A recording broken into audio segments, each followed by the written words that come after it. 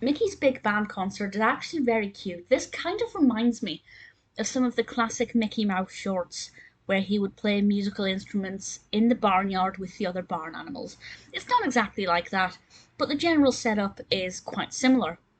This is the 11th episode of the second season of Mickey Mouse Clubhouse, directed or written rather by Thomas Hart and Robin Kingsland. And the premise for this is very simple. The Sensational Six Polka Band, which comprises Minnie, Mickey, Donald, Daisy, Goofy, and Pluto, are all practicing their piece ahead of a concert. And what's really interesting about this is the majority of the episode actually takes place in one place in the garden of the clubhouse. They don't really move around too much.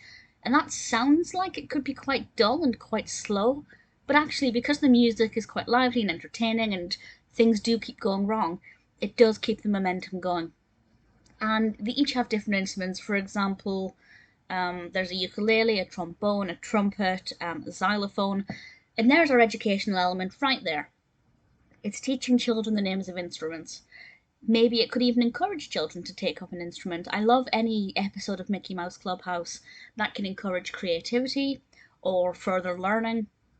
This could definitely encourage a child to take up an instrument, something as relatively straightforward as a xylophone to something that requires a lot more complex skill, like a string instrument.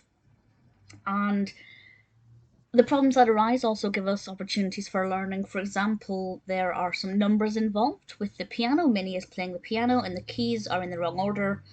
So Mickey asks the the viewers, the people at home watching, to identify what's wrong with the keys because it goes 1, 2, 4, 3. Of course, giving the young viewer a chance to show off their knowledge and declare that they know the sequence should be 1, 2, 3, 4.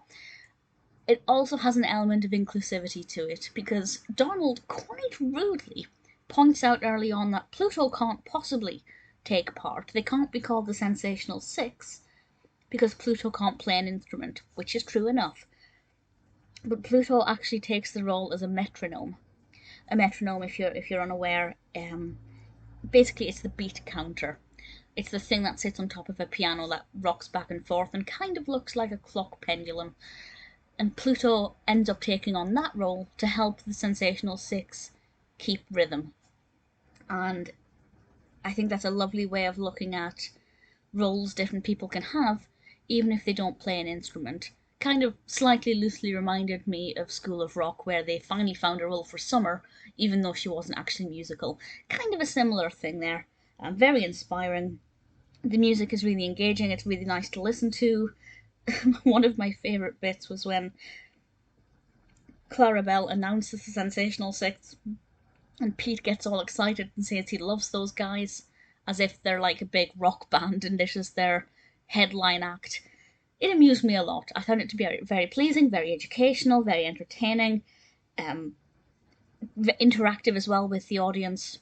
Mickey's big band concert, in addition to reminding me of some of the classic shorts, was very, very sweet to watch.